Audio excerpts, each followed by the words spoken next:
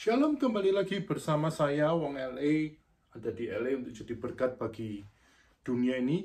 Tanpa terasa kita sudah memasuki di kitab yang ke-2 Korintus, di mana kita belajar banyak masih dalam perjalanan Rasul Paulus di dalam kitab Korintus yang boleh menjadi berkat dalam kehidupan kita.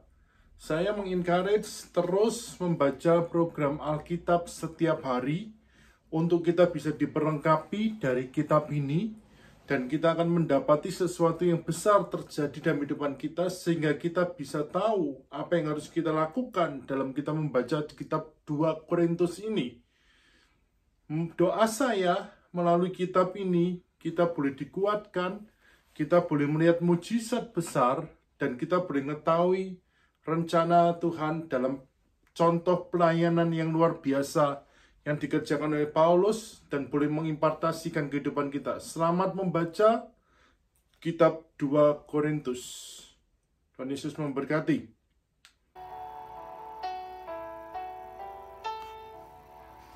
Korintus pasal 5. Karena kami tahu bahwa jika kemah tempat kediaman kita di bumi ini dibongkar, Allah telah menyediakan suatu tempat kediaman di sorga bagi kita, suatu tempat kediaman yang kekal, yang tidak dibuat oleh tangan manusia. Selama kita di dalam kemah ini, kita mengeluh karena kita rindu mengenakan tempat kediaman surgawi di atas tempat kediaman kita yang sekarang ini. Sebab dengan demikian kita berpakaian dan tidak kedapatan telanjang.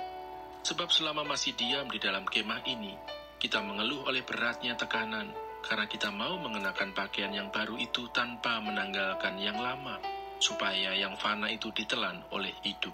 Tetapi Allah lah yang justru mempersiapkan kita untuk hal itu, dan yang mengaruniakan roh kepada kita sebagai jaminan segala sesuatu yang telah disediakan bagi kita.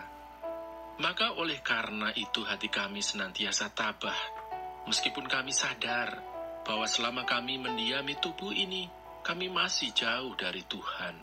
Sebab hidup kami ini adalah hidup karena percaya, bukan karena melihat.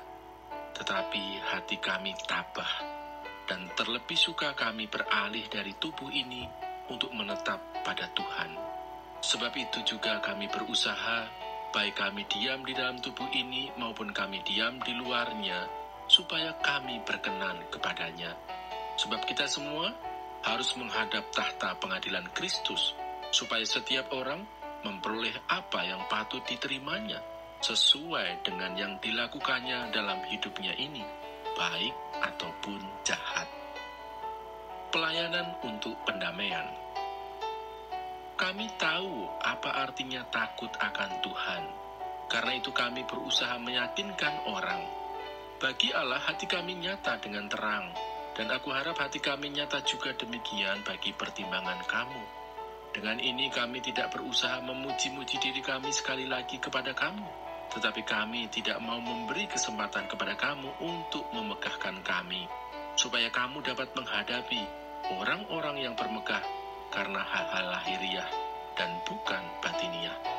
Sebab jika kami tidak menguasai diri, hal itu ada dalam pelayanan Allah. Dan jika kami menguasai diri, hal itu adalah untuk kepentingan kamu. Sebab kasih Kristus yang menguasai kami, karena kami telah mengerti bahwa jika satu orang sudah mati untuk semua orang, maka mereka semua sudah mati. Dan Kristus telah mati untuk semua orang, supaya mereka yang hidup tidak lagi hidup untuk dirinya sendiri, tetapi untuk Dia yang telah mati dan telah dibangkitkan untuk mereka. Sebab itu kami tidak lagi menilai seorang juga pun menurut ukuran manusia.